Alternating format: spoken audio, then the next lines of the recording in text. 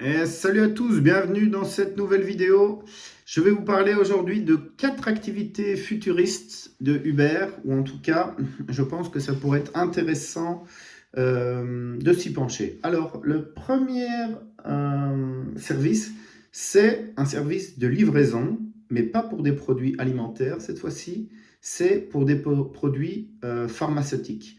Donc, c'est-à-dire, tout le monde a déjà connu ça, je sais pas, t'es super mal chez toi, t'es malade, tu dois aller chercher des médicaments à la pharmacie.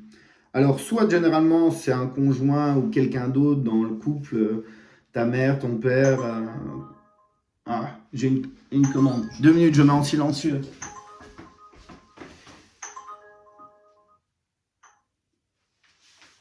Donc voilà, désolé, les aléas du direct, mais ça continue. Donc, je disais, la pharmacie. Si c'est pas un conjoint, ton père, ta mère ou quelqu'un, et je pense qu'il y a pas mal de personnes seules qui sont pas bien, au style le classique, une diarrhée ou un truc comme ça, où tu t'es vraiment pas bien et que t'as pas envie de sortir de chez toi ou faire tes courses, d'avoir donc des livraisons non alimentaires de médicaments. Bon, après, je vous vois venir, vous allez dire, ah ouais, mais il va y avoir de la drogue dedans et tout ça. Euh, drugs en anglais, c'est médicaments, bref. C'est un autre secteur d'activité. En fait, j'avais même pas pensé, mais c'est vrai que celui-là, livraison de drogue, je crois que c'est un marché en pleine expansion. Mais le seul problème, c'est que c'est pas légal, quoi. Donc voilà. Il y a un autre point aussi, c'est, je pense, des livraisons de bricolage. Donc, c'est-à-dire, je pense à des plombiers ou même parfois toi, tu es dans ton jardin, tu es occupé, il te manque un joint, une pince ou tu casses un outil. Qu'est-ce qui pourrait arriver d'autre? Il te manque de la colle. Bref, tu es occupé. Et le temps que tu fais ton aller-retour, toi, si ça se trouve, tu es peut-être avec 3-4 autres personnes et ça bloque tout un chantier. Mais en fait, prendre la camionnette, aller, arrêter le chantier et tout ça, ça te fait perdre beaucoup, beaucoup de temps. Et donc, si tu auras un service de livraison qui t'amène la pièce, mais même pour tous les professionnels, je pense qu'il y a pas mal de gens qui seraient prêts à payer un bon petit billet. D'ailleurs, si ça vous intéresse, mettez-moi en commentaire pour vous le top 3 de toutes ces activités, en tout cas celui-là qui est le plus porteur pour vous. L'autre point, donc on est déjà au troisième point, mais en fait je pense qu'il y en aura beaucoup plus parce que les idées fusent dans ma tête. C'est la mode. Alors ça, moi je suis totalement contre, mais encore une fois, comme je le disais, je ne dois pas du tout penser comme moi je pense, parce qu'il y a plein de gens qui pensent totalement l'inverse. Style livraison de vêtements, moi je pensais que jamais, jamais ça allait marcher. Style, moi je n'achète jamais. En tout cas, c'est très dur pour moi d'acheter une paire de chaussures, un t-shirt sans l'avoir vu et essayé. Mais force est de constater qu'en 2025, c'est un business qui marche. Donc, un service d'urgence, je sais pas, vous avez un mariage, il vous manque une cravate, il vous manque une chemise, il vous manque des chaussures, ou vous avez oublié des chaussures de costume, ou vous avez sali une chemise, hop, service de livraison express, je sais pas, en 20-30 minutes, vous avez un nouveau vêtement pour les grandes occasions, ou bien vous êtes vraiment une fashion victime, et tous les soirs, vous achetez un nouveau vêtement, c'est à vous de voir. Euh, ce que ça va amener aussi, je pense, notamment pour le bricolage, c'est qu'il faudra des entrepôts urbains, ou en tout cas des endroits où aller se recharger, où aller rechercher les commandes.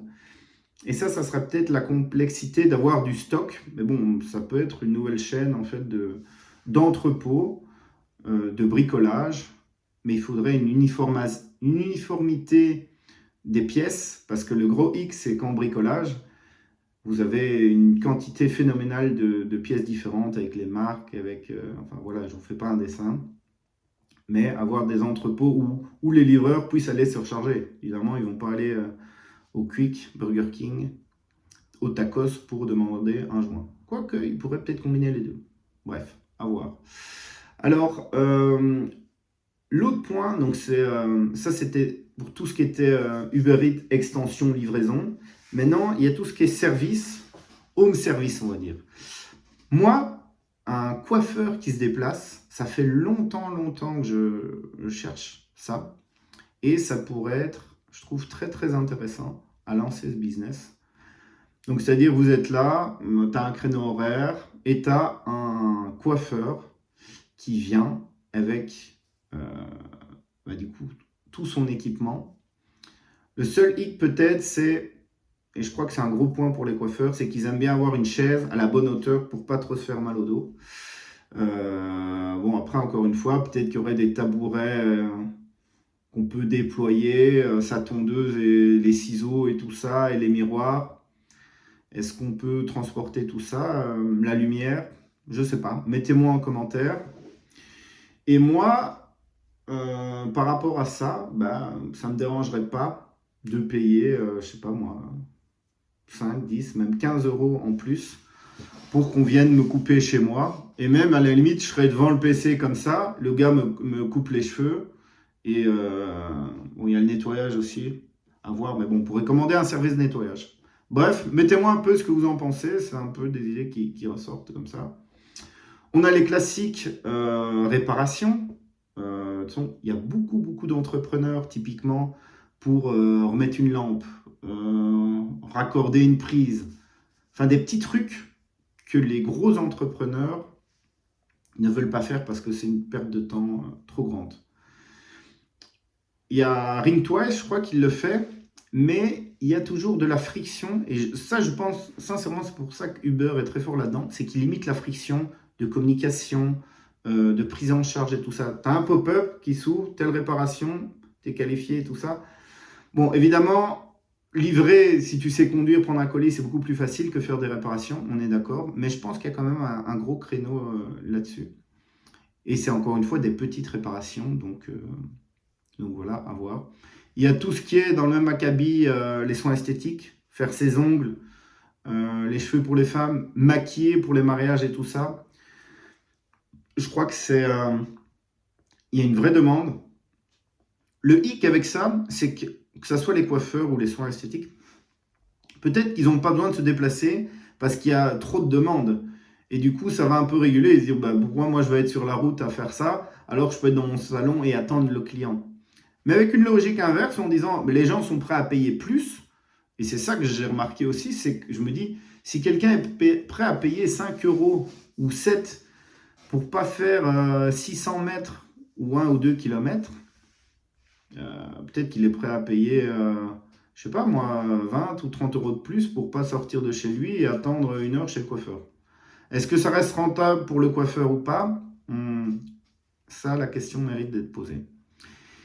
Et alors, le tout dernier point, ça c'est quelque chose que je pense qui manque réellement, c'est le sentiment de confiance. Donc avoir un service de mise en relation.